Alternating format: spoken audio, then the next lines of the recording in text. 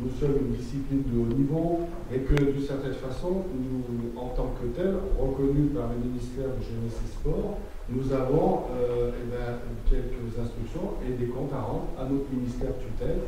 Pas plus tard que mardi où je suis monté à Paris avec le directeur technique national pour la négociation des contrats d'objectifs. Vous voyez qu'entre parenthèses, les contrats d'objectifs, eh bien, ils se déclinent, que ce soit, je dirais, de la base jusqu'en haut.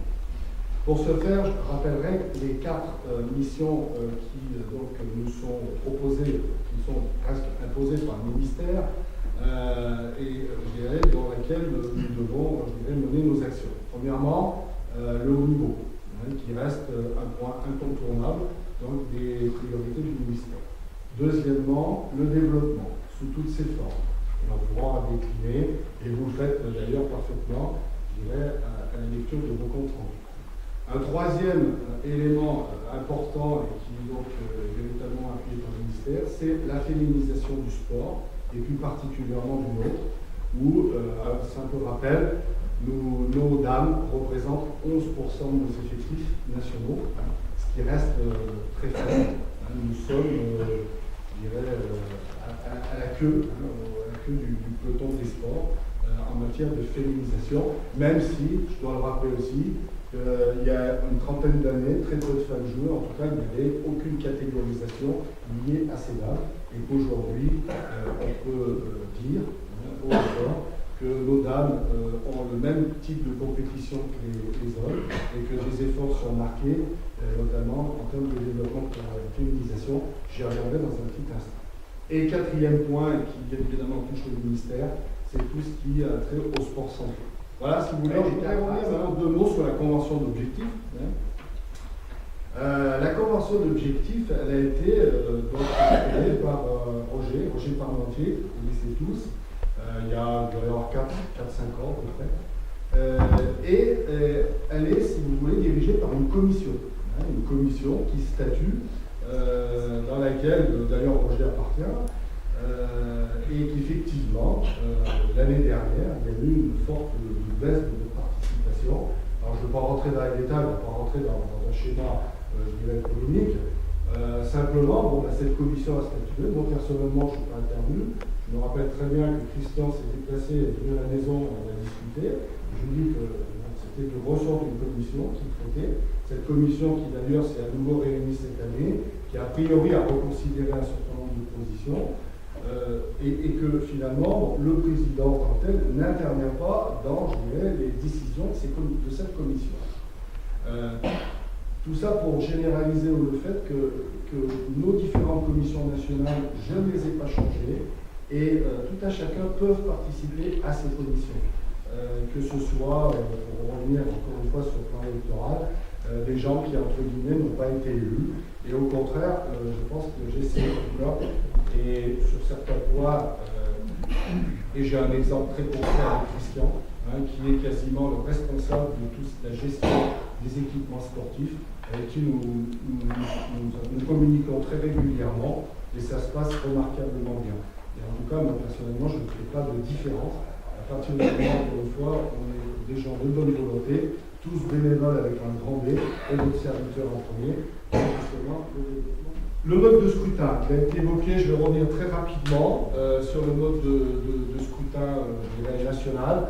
Alors, André Pardéry, qui est le président de la commission administrative, d'ailleurs, je donnerai mon accord pour que Christian rejoigne cette commission, et personnellement, je m'en réjouis, je m'en félicite. J'ai dit quand même à André que maintenant on avait arrêté le nombre de gens qui participent, mais effectivement, il faut peut-être revoir le mode électif de notre fédération, qui peut-être, je dirais, un peu dépassé. Également quelques soucis, ou pas tout du moins quelques demandes sur la catégorisation. Là aussi, on est sur un sujet et à la fois très sensible, et je dirais partagé par pas mal de gens qui ne voient pas forcément la chose de la même façon.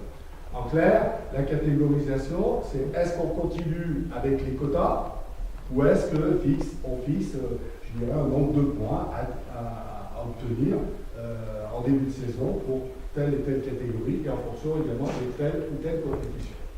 Moi, personnellement, j'ai mon avis, et mon avis, ce serait, je vous le dis, comme ça c'est clair, ce serait de revenir à une catégorisation, à savoir un nombre de points définis en début de saison, en fonction également du type de compétition. Je pense qu'on ne mélange pas les choux, les navets et les carottes. Je pense qu'à un moment ou à un autre, pour rester dans la deuxième division, il faudra avoir, je pense, se trouver sur le terrain face à des adversaires. On va parler un petit peu du développement, enfin tout du moins on va revenir sur le développement, qui est véritablement un axe majeur de notre politique fédérale, qui a toujours été globalement un axe. Le problème, c'est que, et je vais énumérer quand même certains outils, certaines possibilités qu'on met en place, et il faut reconnaître que on a du mal à se développer, et non seulement on se développe pas, mais on régresse. Il y a les choses comme elles sont, et je dirais, véritablement, le point qui nous permet de vérifier ça, c'est le nombre de licenciés à la Fédération nationale du sport boule, qui a vécu sa deuxième édition. Et à travers cette semaine nationale, le but il est relativement simple, vous l'avez compris, c'est, je dirais, d'ouvrir nos portes de boulodrome, qui soient découverts ou couverts, et d'inviter des gens qui connaissent pas ou très mal notre pratique. J'en peux pour preuve que dans les régions dites à forte population bouliste, vous passez par exemple sur la place Bécourt pendant les fêtes boulistes de Pentecôte, vous interrogez les gens, ils ne savent même pas ce que c'est que la boule lyonnaise. Place Bécourt, imaginez dans d'autres endroits. Et ça, je ne mens pas quand je dis ça, c'est la vérité. C'est l'exacte vérité.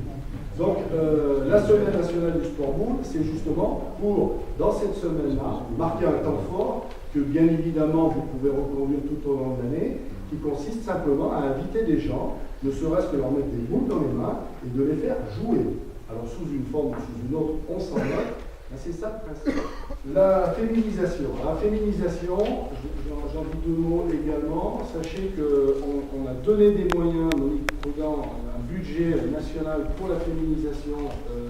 Et je pense que Monique Prudent, avec son équipe, essaie au mieux de développer à la fois les stages et tout ce qui touche nos féminines. Alors, on a un problème, je ne vous le cache pas, c'est qu'on a mis de l'argent et en face, il n'y a pas de demande, ou très peu. Et ça, c'est un problème parce qu'on crée une ligne budgétaire qu'on n'arrive pas à utiliser. On ne va pas non plus, entre guillemets, pardonnez-moi l'expression, jeter l'argent par la fenêtre. Mais sachez qu'il y a des actions qui existent. Le sport santé, effectivement, l'ami Vernet, que vous connaissez certainement pour un certain nombre d'entre vous, là aussi, fait un travail remarquable sur le sport santé. On est connu et reconnu par cette qualité d'approche par notre ministère tutelle et par tous ceux qui sont autour de ces projets. Là aussi, n'hésitons pas, approchez-vous de Fabrice Vernet, il pourra vous aider. Encore trop peu d'actions sur le sport santé sont faites. Deux mots aussi sur le sport adapté, où là effectivement on peut dire qu'il y a une... Alors je ne sais pas du tout sur le Poitou si le sport adapté est présent. Un petit peu. Alors, sachez que le sport adapté existe, il y aura le deuxième championnat national qui va se dérouler dans l'Isère cette année. C'est une activité à ne pas négliger bien évidemment, qui prouve aussi que notre pratique peut s'adapter à tout type de public. Et puis également, c'est aussi, je dirais, un enjeu social. Le sport entreprise, alors effectivement ça a été remarqué, ça fait partie aussi d'un de mes, entre guillemets, mes objectifs. On a quitté le monde de l'entreprise dans les rues. Ça, c'est pas d'aujourd'hui, ça fait 20 ans, 30 ans. Alors, allez savoir pourquoi. On peut donner peut-être plusieurs explications. C'était un monde ouvrier, beaucoup d'entreprises, je parle d'une région que je connais bien, malheureusement, soit ont disparu, soit ont été restructurées, effectivement, les clos disparaissant, le monde de l'entreprise ouvrier notamment s'est un peu progressivement détaché de notre pratique, qui était quand même une pratique populaire. Et là, sous l'action de Robert Jean-Jean, on a signé une convention avec la Fédération française du sport entreprise, et puis surtout essayer de commencer à décliner des opérations. Il se passe des choses, et je ne vous cache pas que mon souhait serait de regrouper assez rapidement d'ailleurs, ça se fera cette année, peut-être l'année prochaine, un rassemblement pour le monde de l'entreprise, sur le plan les jeunes. Alors, écoutez, madame, merci pour votre franchise. Non, et surtout, bon, on a passé du temps, et c'est normal d'en passer pour les jeunes dans cette réunion, dans cette assemblée.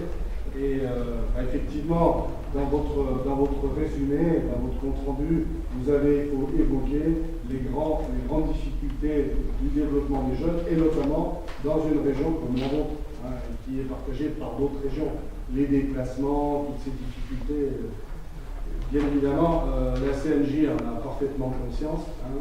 Et ce que je disais à la pause à Christian, c'est que, et notamment au niveau des jeunes, malheureusement, la problématique des jeunes dans les régions à fort effectif n'est pas du tout la même que dans les régions à faible effectif. Ça, c'est le premier point. Et vous avez dans les régions à faible effectif, notamment par rapport au fonctionnement du PAGE, des oppositions, mais vraiment incroyables. Je donne un exemple, je n'ai rien à cacher. Vous avez le représentant régional des jeunes, on va dire ça comme ça, Jean-Pierre Hérault de la région Provence-Côte d'Azur, qui est vraiment en opposition avec Jean-Pierre Beau, le président Midi-Pyrénées, qui lui fait partie de la CNJ et qui ils ont des points de vue diamétralement opposés, avec des systèmes de fonctionnement complètement opposés, alors qu'ils ont des régions qui sont comparables pour en rendre. Voilà vraiment la difficulté. Donc effectivement, on gère la pénurie au niveau des jeunes. Quand vous gérez la pénurie, forcément, on gère les difficultés. Mardi, donc, nous sommes montés au ministère pour négocier chaque année notre convention d'objectifs. Bon, il faut que vous sachiez que vos difficultés financières, j'allais dire, sans que la fédération soit en difficulté, mais d'une certaine façon, les allocations de subventions, ça baisse de partout. Ça, je vais trahir pas très grand secret pour vous signifier ça. Le ministère, il y a encore 4 ans, délivrait 225 000 euros d'aide, plus 5 postes, donc 5 postes de cadre d'État, le directeur technique national et 4 cadres d'État. Et cette année, compte tenu des restrictions budgétaires de l'État, il y a eu également encore des coups de sombre au niveau du ministère. Alors, il a fallu là aussi baisser la voilure. Alors, je crois que le budget du sport, je pense que vous le contrôle, mais c'est de l'ordre de 228 millions d'euros et il est passé à 224 millions d'euros, sachant qu'on est dans une Olympiade et dans 2 ans il y a les Jeux Olympiques. Et bon, je comprends, priorité est donnée au sport. Pour également peut-être répondre à un certain nombre d'entre vous, et notamment par rapport aux bénévoles qui toute l'année s'investissent et travaillent, j'ai fait une proposition l'année dernière à l'Assemblée Générale qui a été travaillée dans une commission formée de 4 éléments. Il y avait Brigitte Cochard, il y avait Chantal Fiejon, il y avait Roger Parmentier et moi-même. Une question qui est un axe, un questionnaire, d'ailleurs vous avez peut-être pu prendre connaissance, ça s'appelle Axe de développement. Et le principe il était suivi, c'était de recueillir des sommes pour les reverser et notamment encourager, sous forme de vacations, sous forme de cadeaux, des moniteurs ou des agents qui puissent travailler dans les boulodromes pour justement faire découvrir notre pratique. Parce que des grosses difficultés que l'on a, c'est que dans nos boulodromes, pour certains qui pratiquent le tir à l'arc, vous voyez cours de tir à l'arc, souvent c'est payant. Mais si vous rentrez dans un boulodrome et puis vous me dites cours de pratique de boule, découverte de sport boule, telle heure tous les mardis, vous me le dites, je fais une photo. Ça n'existe pas, je n'en dis pas trop. La com. Alors, remarquable. Alors, on essaie de faire pareil au niveau de la Fédé. Sachez qu'on a doublé le budget de com, peut-être vous l'avez remarqué. On a essayé également de multiplier un peu les outils de communication. Je vois que vous avez de beaux outils. Et franchement, je vous en félicite. Je suis un peu de la com.